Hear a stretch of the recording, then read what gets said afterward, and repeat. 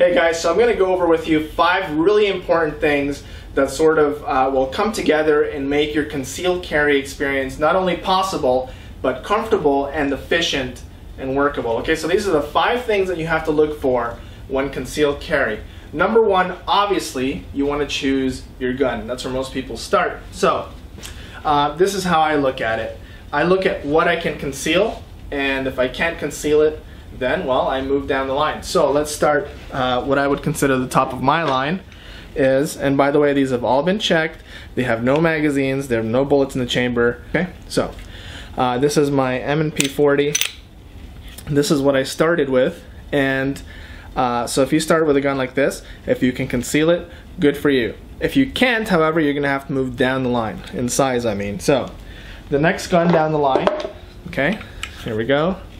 Okay, empty, no magazine. Okay, this is the HK45C. It's a bit smaller than the M&P 40. Alright, so you would try to do something like this. If you still cannot comfortably conceal something like this, then you have to move further down the line. So let's go further down the line.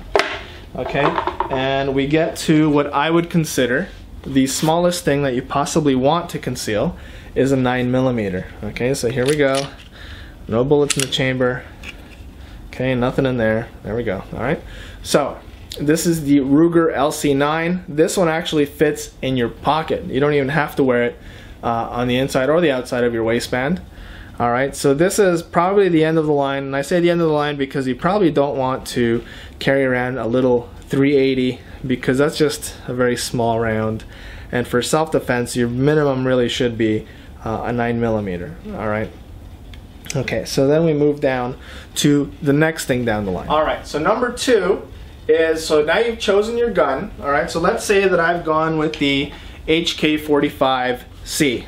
Alright, now there's something that you need to look for in this HK45C is you're going to ask yourself how many bullets can you carry while concealing this gun. So while it's nice to always carry the most amount of bullets, or an example, here we have our 10-round magazine, so that's going to go in there.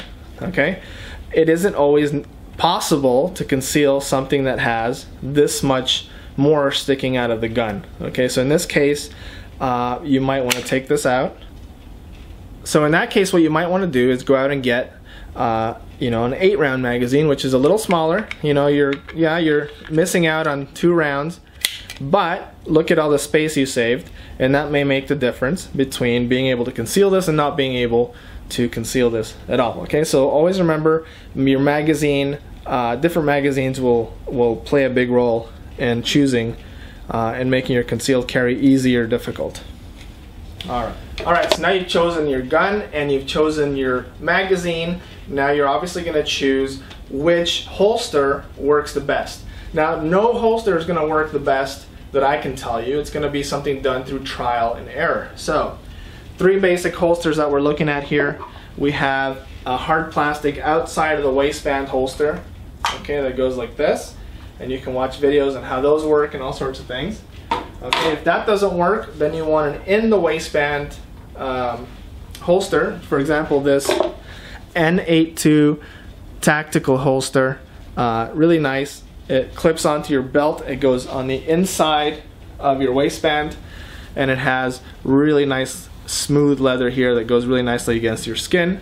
Okay, if you can conceal your weapon that way, you're good. If not, and you reach the end of the line like I have in the past, and you can't figure out how to conceal these things properly or even efficiently or effectively, then you're left with taking a little gun like this, putting it in a pocket holster and sticking it in your pocket. Okay, honestly, for me personally, it's come down to this. It's just the easiest thing you can do.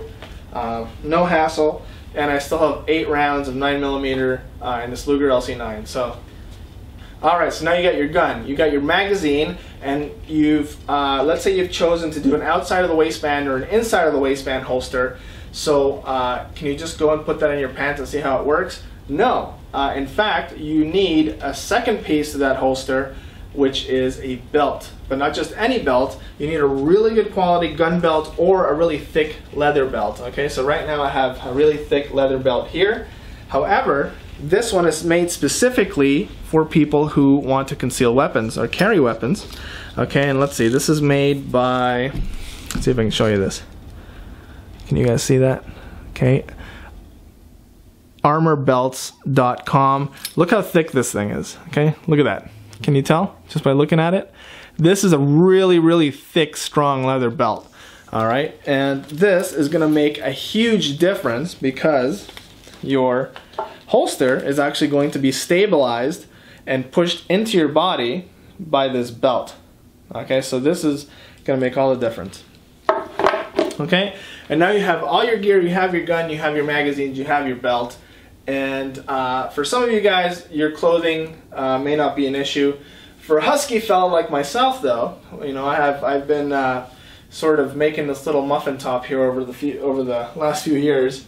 All right, so it's not always easy for me to conceal carry in the waistband. So what I've done is I've gone out and bought what I call these fat guy jeans. Okay, and they're made of denim, but it's kind of a little stretchy denim. Okay, so it's really comfortable to put my gun in there because they actually do stretch some.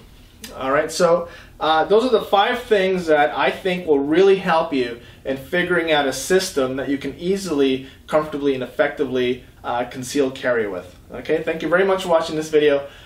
Please subscribe and enjoy my other videos. Thanks for watching.